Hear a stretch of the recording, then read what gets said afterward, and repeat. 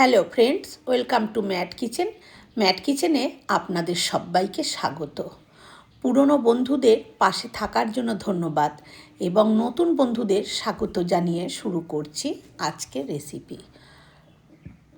মাত্র এক বাটি কাঁচা চাল আর দুধ দিয়ে যে এত সুন্দর একটা রেসিপি তৈরি করা হয়, যদি না দেখেন বা না করে খান তাহলে কিন্তু বুঝতেই পারবেন না।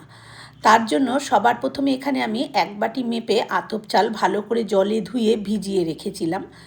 15 মিনিট ভিজিয়ে রাখার পর আমি একটা ছাঁকনির মধ্যে এরকমভাবে ঢেলে জলটা পুরো ছেঁকে ঝরিয়ে নিয়েছি। তারপরে আমি বাটিটা মেপে দেখাচ্ছি। দেখুন, আমি এখানে ভেজানো এক বাটি চালই এরকম নেব।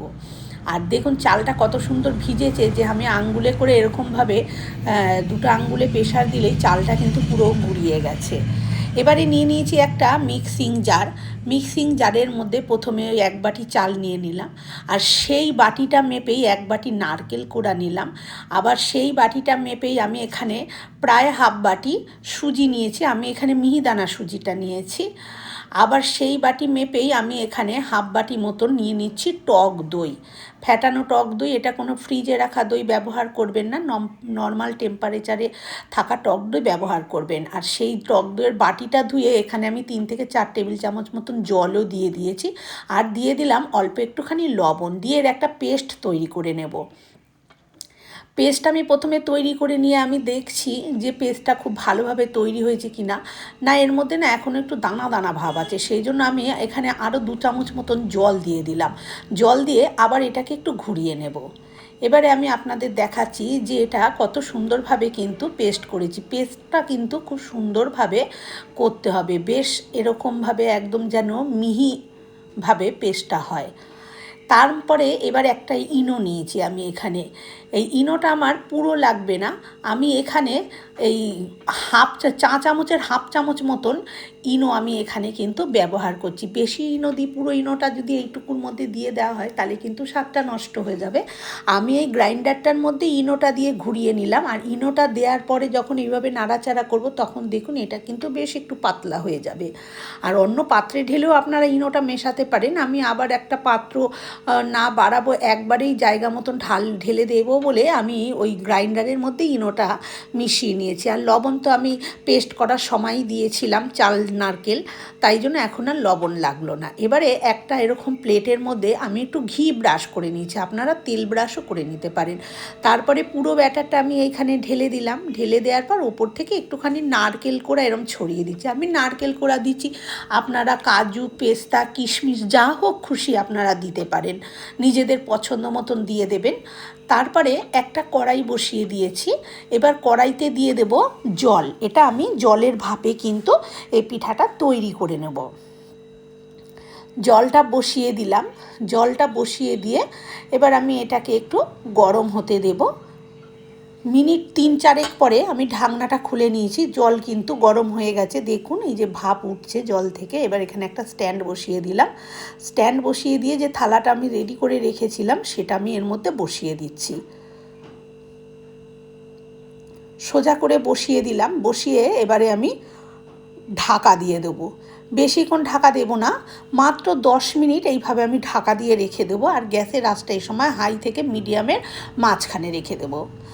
10 মিনিট পরে আমি ঢাকনাটা খুলেছি, দেখুন এটা কত সুন্দর। এবার আমি হাত দিয়ে দেখাচ্ছি, এরকম করে দেখুন এটা কিন্তু শক্ত হয়ে গেছে ওপর দিয়ে, মানে ভালো জমে গেছে।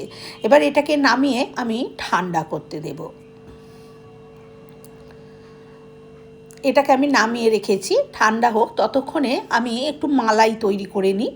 তার জন্য একটা কড়াই বসিয়ে তারপরে সেখানে আমি দিয়ে দিচ্ছি যে 500 দুধের যে প্যাকেট হয়, সেই 500 দুধের প্যাকেটটা পুরো দুধটাই আমি এখানে দিয়ে দিচ্ছি।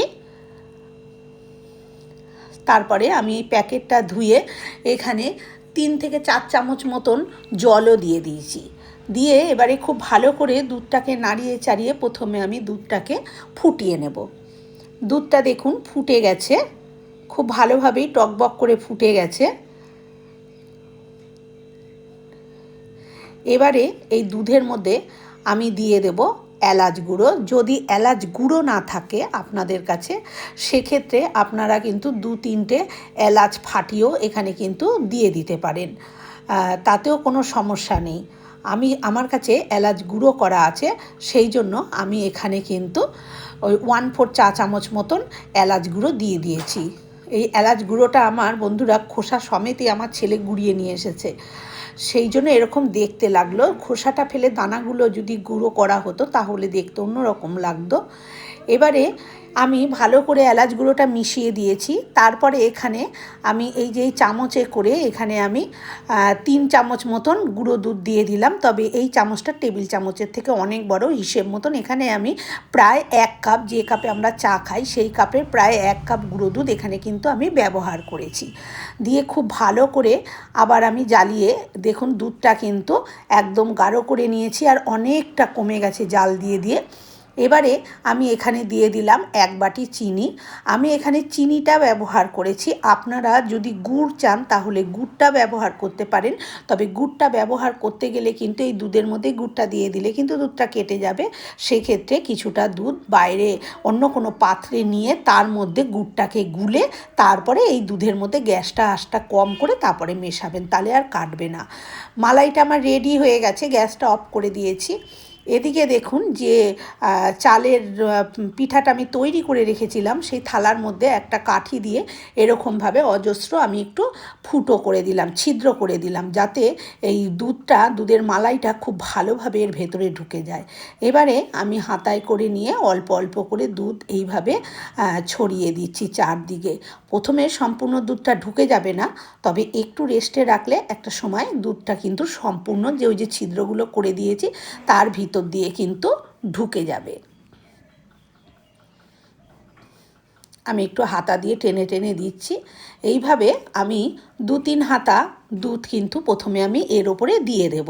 সব দুধটা আমি এখানে দেব না, অর্ধেকটা দুধ যতটা মালাই তৈরি করেছি অর্ধেকটা মালাই আমি এর মধ্যে দিয়ে দেব, আর অর্ধেকটা মালাই আমি যখন সার্ভ করব তখন দেব। দেখুন দুধটা কিন্তু পুরো টেনে গেছে, দেখেই বুঝতে পারছেন।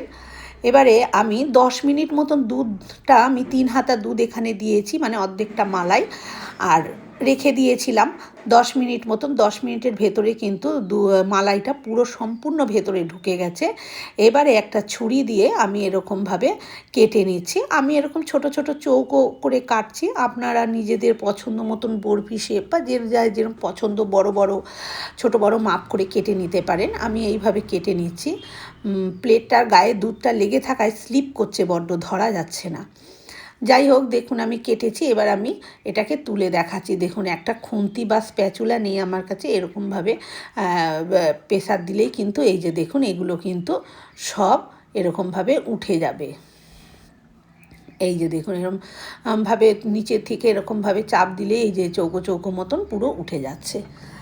বন্ধুরা, আমার আজকের এই ভিডিও কেমন লাগলো কমেন্ট করে অবশ্যই জানাবেন। ভালো লাগলে একটা লাইক দেবেন, আর আমার চ্যানেলে নতুন বন্ধু হয়ে থাকলে চ্যানেলটি সাবস্ক্রাইব করে নেওয়ার অনুরোধ রইল। ভালো থাকবেন, সুস্থ থাকবেন।